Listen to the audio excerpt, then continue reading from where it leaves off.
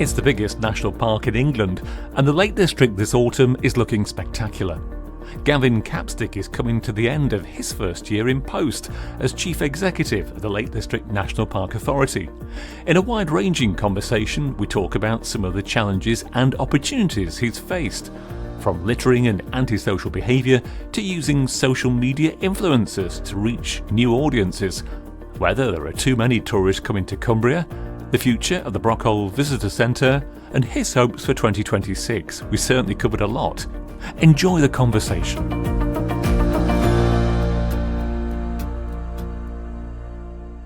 We're the National Park Authority, and effectively we're a local government organisation, we're a government body, and we're tasked with effectively looking after the national park. Now, what that means in practice is we have two statutory purposes which were set out in the Environment Act way back in 1995. But really what it means is national park authorities are set up and we're here to do two things.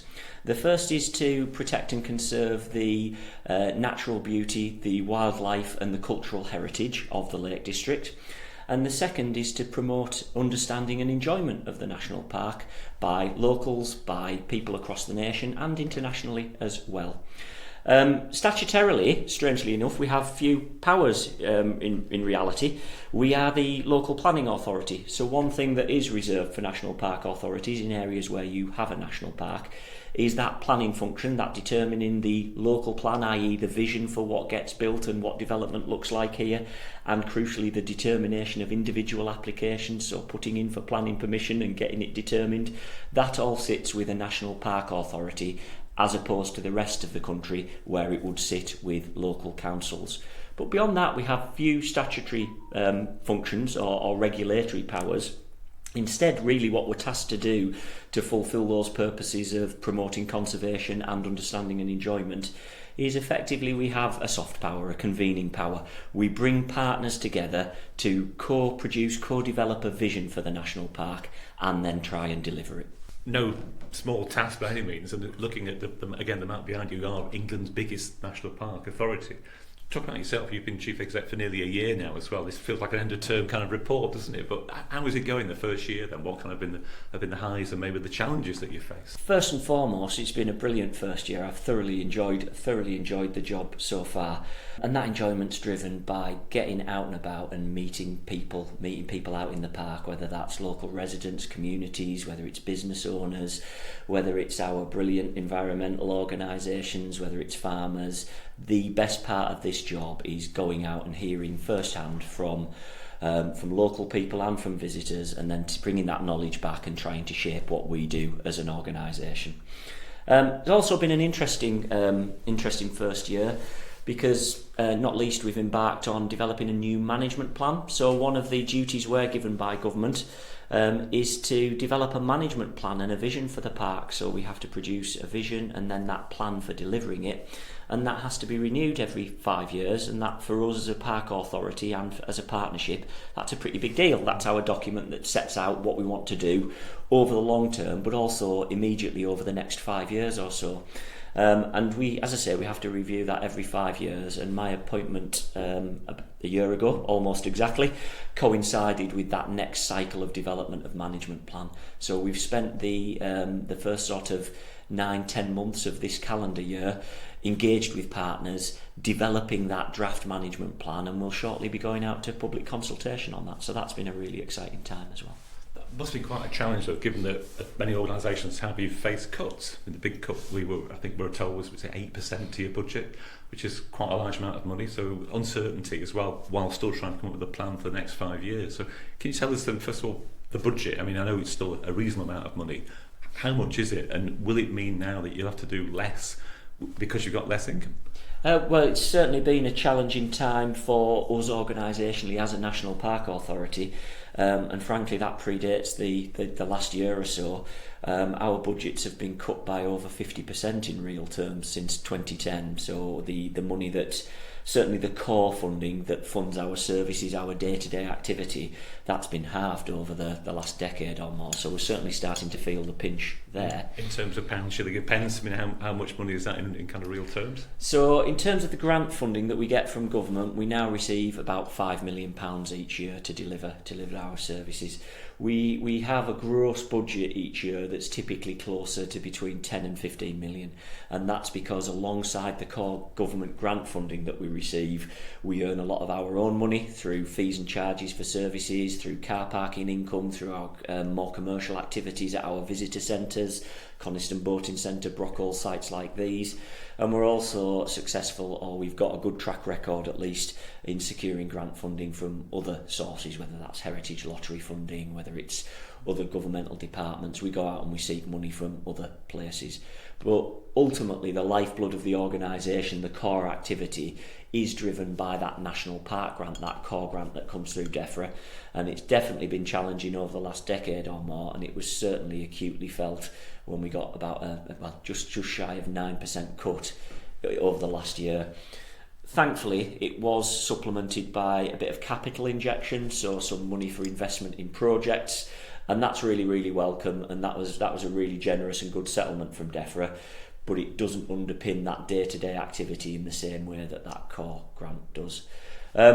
So does that mean then that you and your colleagues who are here, and Merley Moss, as people may or may not know when they drive past, not all the National Park Authorities kind of headquarters, you share it with other organisations as well, which is perhaps a sign how things have changed in years when it was entirely occupied by National Authority staff. So that's a sign. But going back to this plan that you mentioned before, you surely, because of the down to £5 million you said now, you can't do everything that you wanted to do, I imagine. So what's had to give?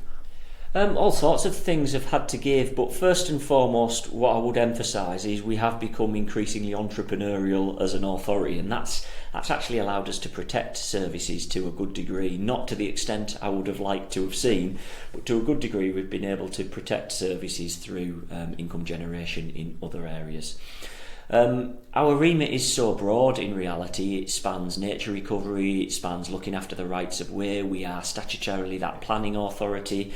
We want to look after the cultural heritage and the archaeological features. We've got a really broad remit, and in truth I'd like to be doing more in all of those areas. So in truth, all our areas of work have suffered from those government reductions rather than as, if you like, seeing total cessation in any given area.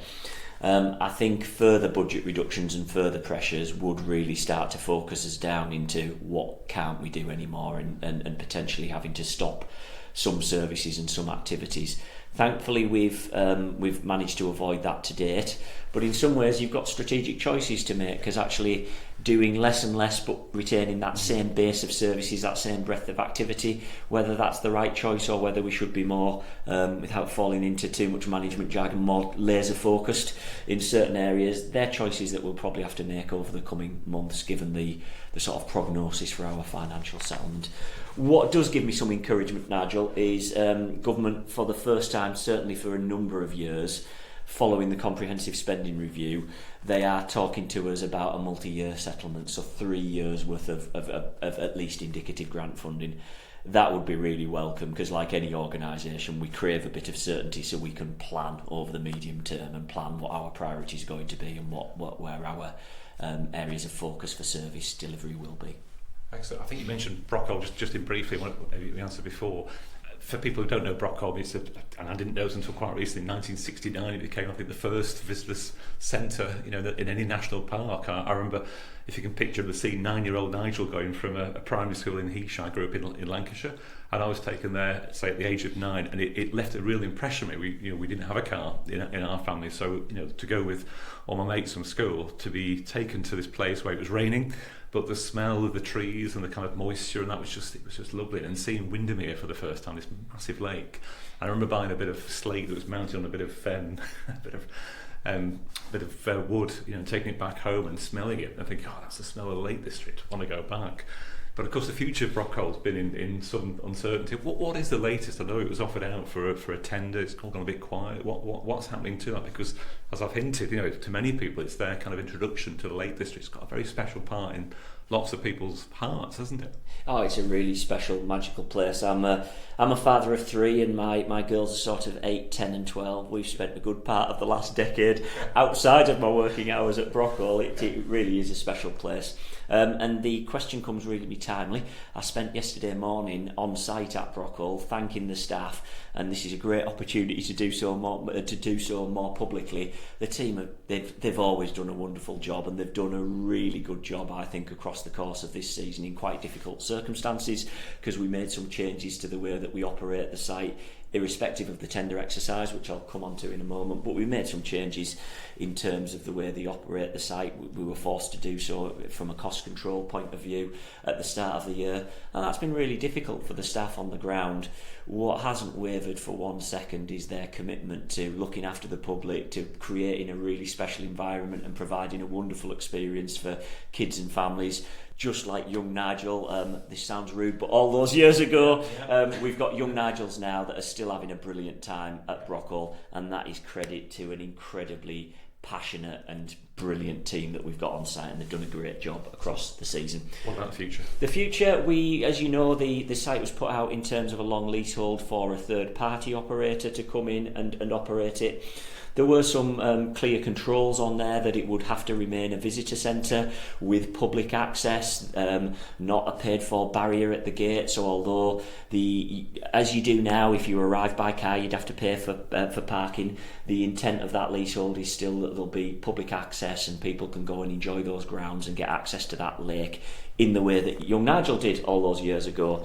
That lease exercise has closed. Authority have considered the bids that have come through. We've narrowed it down to a couple of options potentially. We're just in a process now that both those bids that have come in, we need a little bit more commercial clarification and a little bit more clarification of specifically what the offer will be, what will be commercially viable to the potential operator, what's palatable to us as a National Park Authority. So we're in final discussions, if you like, and fine-tuning to see whether either of the couple of preferred bids that are still currently live would be goers for us, and we'll make those final decisions over the coming months effectively. But as you just said, it will still be open to the public. There will still be access to the lake. It's not going to be a kind of a private kind of, you have to go through it, you have to pay to go in, and there will be some kind of public accessibility as there was meant to be all those years ago. No, our members as a board were collectively very clear about that when we set up effectively the terms of the tender exercise. The red lines were relatively limited, but they were clear that it had to remain a visitor centre for the public to come and enjoy activities and events that brought them closer to nature and gave them that first taste of the Lake District, and that there had to be public access retained, and it couldn't be effectively a closed shop or a closed site. The public have to be able to come and still enjoy Brockhall. It will be, I think I need to be clear, it'll be a very different offer, and it'll look and feel different in the site, and they'll go in a different commercial direction, but our members have been clear that it has to remain a visitor centre and there has to be public access for that site. Is it still a sort of sense of regret, though, that you had to go down that road? Because, as I say, it was given to the National Park in '69. You know, we've had all this time to allow and build, you know, perhaps some kind of reserve to make sure it stays as it always was, which is kind of, you know, sacrosanct introduction to the National Park. And also, it's on a bus route. You know, it's a great access to your point. You don't have to drive there. You know, the 555 goes right past it. You know, so in terms of whether it's a school kid, your kids, you know, elderly, and everyone in between, you know, it's an accessible visitor centre, and if that's going to change however much, and I take your point, you know, it's got to wash its face, it's got to be commercially viable. But it's a shame though, isn't it, that something that was free and you were able to wander around and just enjoy the views and that, and get a sense of what the lakes are actually about, that's going to change. Do you still feel that it's a shame that you were forced to make that decision? Yeah, absolutely. Dealing with one of your earlier points firstly is we did build up reserves, and the reason that we took some pretty significant decisions in terms of whether we're the right organisation to directly operate Brockhall is because we had built up reserves, and then those reserves get depleted, and then we're using money that realistically should be going into other services to replenish those reserves, and we've been in a bit of a cycle of that over recent years.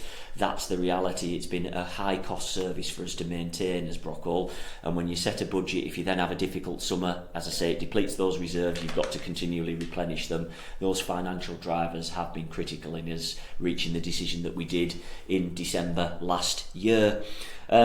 Reflecting on the wider point, yeah, certainly a shame. I would like nothing more to have 2, 3 or 4 Brockhalls dotted around the national park, for us to be in a position to really engage right across the park in a really large scale sense, and provide free public access to the lakes and to the countryside, and to provide that sort of curated access point for young people, not just at Brockhall but in the north of the park, at Keswick, out west. I'd love to be doing that all over the Lake District, but like any organisation, we have to live within our means, and we have to focus our service areas on the things that we're statutorily responsible for, and the real pinch points for us as a national park.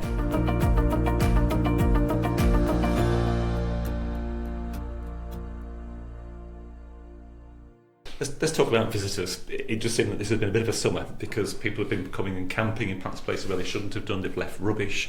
It's caused a real discussion. For example, the Friends of the Lake District over the car park have said that there's an epidemic of litter. In their latest report, they carried out a study, and it showed that 30% of people had faced aggression when they were telling people to pick up their rubbish. I mean, it's a really bad situation. I think the Police and Crime Commissioner's got involved. There's all kinds of kind of working groups now. Does it come down to education? Again, perhaps it's linked to Brockhall, people not knowing that what's expected when you go to a national park, keeping it nice. Oh, well, we've certainly got a role to play, haven't we? Absolutely, in terms of education and engagement, and putting out messages around responsible behaviour. We actively do that. We've had public campaigns. We've had campaigns called Love the Lake District, as an example, and we work in partnership to try and get those messages out as well. We've also got a role to play in terms of, regrettably, getting out there and clearing up, because I think however effective we are with the messaging, there'll still be a hardcore group of people who perhaps don't behave in the way that we would hope to. So which costs money, doesn't it? Yeah, it does. It's certainly something I wish that we weren't doing. There's more productive things that, as a park authority, our ranger service and our visitor management officers can be doing with their time. Do you know how much you've had to spend that you wouldn't ordinarily have to spend on cleaning up? I couldn't put a pound, shilling and pence figure on it here and now, but I know that we've certainly had to divert our rangers from, and perhaps this will come as a surprise to listeners, their core duty is not getting out there and clearing up after visitors. Their core duties are around maintaining and looking after the crucial rights of way network, the footpaths and the bridleways that are out there, and also getting out there doing nature recovery works, and also liaising with local communities. So that's what they should be doing, not going around and clearing up litter. But we have diverted them right across certainly the peak visitor season. We've diverted for them from those core duties. They've been out on multi-agency patrols, they've been out on litter picks at the weekends, and although again I couldn't put a direct figure on it, we will have also budgeted in the region of sort of £85,000 to £90,000 for 3 specialist roles over the last year or two that have been out trying to engage with visitors and crucially clearing up after that hardcore minority that have dropped litter, that have been fly camping. Now, with 912 square miles of national park, they're not going to get out there and address this issue directly. So education at a wider level is really crucial to this. We've got a role to play in that, and we need to reflect with our partners on how we push those messages more effectively. But I think there's also a conversation to be had at a national level about how something akin to a modern take on the Countryside Code is embedded in the national curriculum.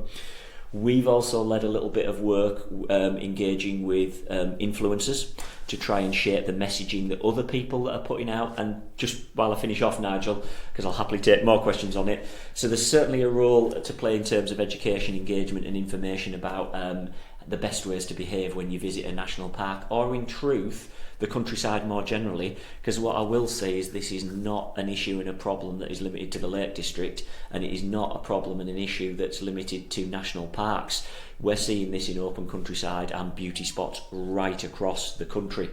But the final point that I'll come on to, I think given the given the community concern around it and given the pressures on certain hotspots within the Lake District, certainly over the last visitor season, if not the last 2 or 3, I think increased enforcement activity has to play a role as well.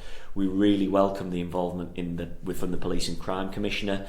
We've responded to the consultations around public space protection orders. We'd like to see them in place and the wording of them beefed up to really address the issue. And then crucially, we'll work with all partners, but really put that call out for our partners in the local authorities and for the police to make sure that they've got boots on the ground to undertake enforcement action against those public space protection orders where necessary. I regret that that's required, but I think it will have to be part of the solution. We've seen horrendous pictures, and I take the point completely. It is probably the minority. I think the fact is we don't really know because some Cumbria is just so big. But you mentioned about influencers. People have been in touch with us saying that the National Park Authorities has kind of commissioned influencers to kind of show the right way to camp or how to get rid of rubbish. But they're also making the point those are some of the people or that sphere, that area of activity is, they claim, actually causing a problem because people are going, well, actually that looks quite nice, I can go and do it, and well, they won't catch me. So it's kind of actually making the situation of that kind of scenario worse. Those influencers, that encouragement to visit the Lake District, that's happening whether we like it or not. There's no way of controlling that in the 21st century and where we are with social media. And social media is such a power for good in so many ways, isn't it? But it's hard to quantify in any real way, but I think it's undeniable that it's had an impact in terms of not necessarily visitor numbers, but the demographics of visitors, the way that they interact with the landscape, the way that they visit places like the Lake District. I think that's just plain to see, effectively. So then you're left with a choice. You can leave them to it, because it will continue. Influencers will continue to do what they do. For many of them, it's a profession. It's the way that they earn their living. That activity will be out there and will be happening, whether we like it or not, as residents, as public, as governmental organisations. So for me, you're left with a choice. You can either ignore it and let them do their own thing, or you can get involved and engage and try and shape those behaviours and shape the messaging that's going out. Well, that's what we've chosen to do, because I think that's much more productive than leaving things to take their own course and not trying to intervene, not trying to push more positive messages. I think there's also a benefit to working with those influencers, because in terms of their reach, their audience, it's very different to the people that are following the Lake District National Parks channels on Facebook, on X, on Instagram. And if we want to reach the widest audience and the demographics to make sure that we address these issues, we've got to be using the channels that are going to hit them. I'm realistic about how many, and I don't want to typecast or generalise about where the issue sits, but I'm realistic about the number of teenagers or early 20s urban visitors who might be following our channels currently. They are following some of these influencers, so if we can get more positive visitor behaviour messages out through those channels, I stand by that, and I think that's the right decision. Is Cumbria too popular? No, I don't think that the fundamental problem is the visitor numbers itself, because the reality is our visitor numbers, the most reliable data we've got around this, and I know you'll get this, Nigel, when you're speaking to visitors, the visitor numbers haven't returned to the sort of levels that we saw pre-COVID, neither day visitors nor overnight stays. I think where the pressure comes isn't the sheer volume of visitors. I think it's much more to do with the nature of the visitors, a change in demographics, a change in visitor behaviours, and a change in the places that they're visiting and the way that they behave when they get there, the way that they engage with the countryside, the sort of activities that they want to do. The demographics are quite clear that we've got a younger audience post-COVID, a much more active audience. They want to be away from the town centres, the urban areas, as far as you can categorise anywhere in the Lake District as urban, but they want to be away from your Bowness, your Ambleside, your Keswick. They want to be next to the water, they want to be up on the fells. So I think it's more a shift in visitors and a shift in visitor behaviour, and that comes back to, well, we still have to look at the messaging that we get out there. And in a small number of places, and this is not me underplaying the problem or the impact it has on communities, but in a small number of places we're going to have to look at the way that we take enforcement action to sort of regulate behaviours as well. So how will you do that, given that you've got fewer troops on the ground because the budget's a bit tight? The National Trust are in the same position as you; they're having to make cuts as we speak. So it could be the case where you talk the talk, but you can't actually do it because you haven't got the people to do it. In respect of enforcement activity, Nigel, no, I think that's a conversation we have to have across this winter, and that we have already started, and it's really positive to see the sort of early signs of commitment from key agencies around this. Again, really welcome the Police and Crime Commissioner's involvement in this. And it may be that for a limited number of time we all have to put some resources in, but particularly those organisations with enforcement powers have to make a commitment from this, because I think the reality of it is, if you can get out there, if you can take some enforcement action, and again coming back to communication, if you can really push that message in to and demonstrably show, if you come here and you fly camp and you leave litter, there are boots on the ground, action will be taken against you. Part of it is doing that in a limited number of cases, but pushing that, making sure that the wider public are aware of that, getting that message out that actually this type of behaviour isn't acceptable within the national park, and that there will be consequences to it. It then leaves much more space for the vast majority of our visitors who are brilliant. They come, they enjoy their national park, they support our local economy. They have no impact and no burden on local communities, or no negative impacts in that way. It can let them get on enjoying their national park, and let our residents get on and enjoying their local area as well. I just wonder, one of the recurring kind of comments we get at Cymru Crack and Business Crack is, when it comes to organisations in Cymru, not just the National Park but others, it's accountability. It's how do we, as members of the public, as taxpayers, make sure our views are known. I mean, what's your advice? There is an organisation called Lake District Partnership, which represents the plethora of charities, yourselves, councils, I think as well. But as we've discovered, trying to find out, what's been discussed, who's saying what the future holds. For example, I know there's a 5-year plan coming up, but to many people that'll be a bolt from the blue, because we don't know what the previous 5-year plan actually included, and has it worked? What demonstrable kind of proof is that this partnership is actually doing a good job? So accountability, I think, is the question. When it comes to transparency of organisations like the partnership and the National Park Authority, given what we've just said for the past 20 minutes or so, that a lot of people are conscious and care about Cumbria, because they really do. Yeah, because I'll accept that it's by the nature of the way that we are set up as organisations, and as I say, our limited statutory powers. We're a limited. This is speaking as a National Park Authority. Limited statutory powers.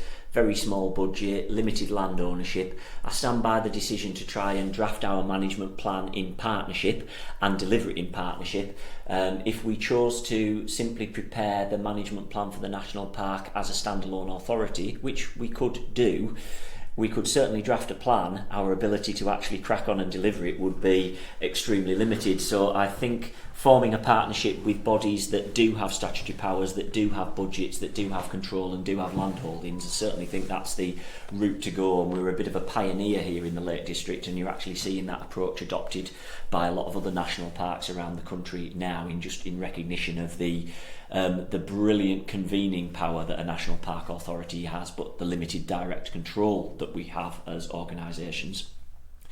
But there is a real important nuance here, that although the partnership plan is developed by the partnership and delivered by the partnership, it remains the statutory management plan and statutory document for the Park Authority. So we consult on that plan as a park authority, and we will do so publicly and openly, and you'll see calls for that across our social media channels in the coming months.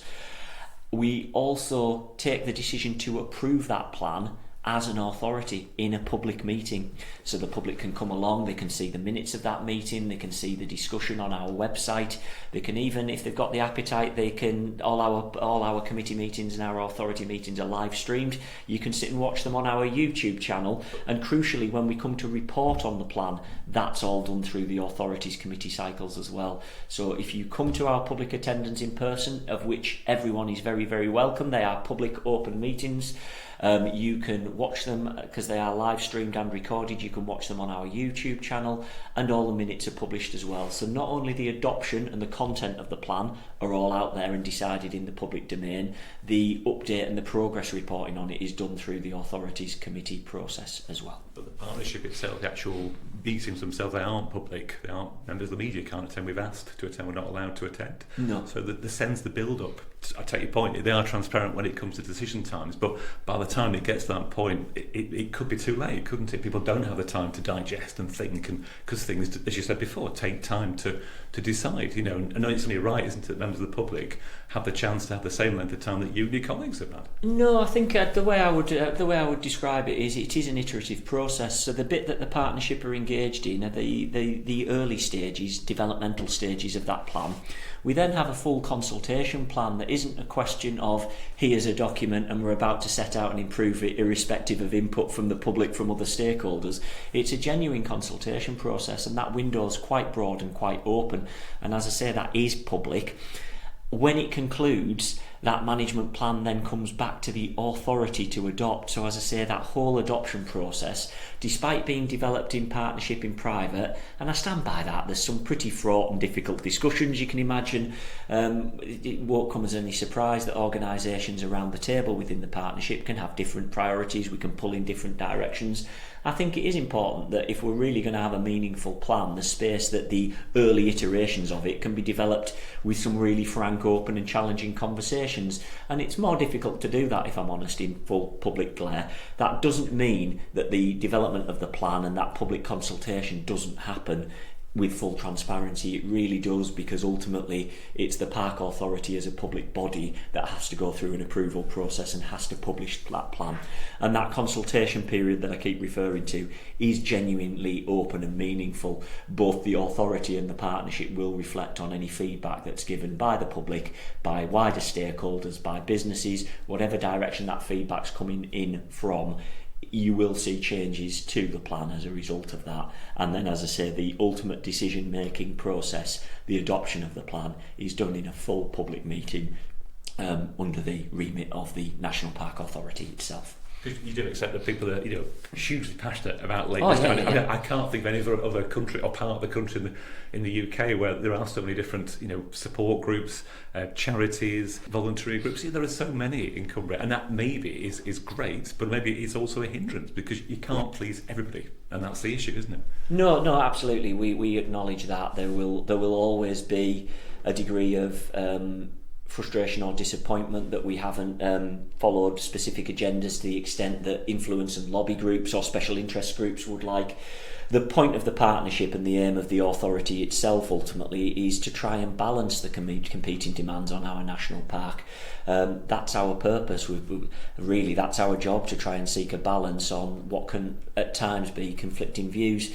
Where I take comfort and where I take hope is that actually when you get stakeholders together in a room, there's more that unites them in a lot of areas than divides them, and what they tend to share is an absolute passion to see the Lake District thrive and to see it be the best place it can for visitors, residents, businesses, for all the stakeholders that have an interest.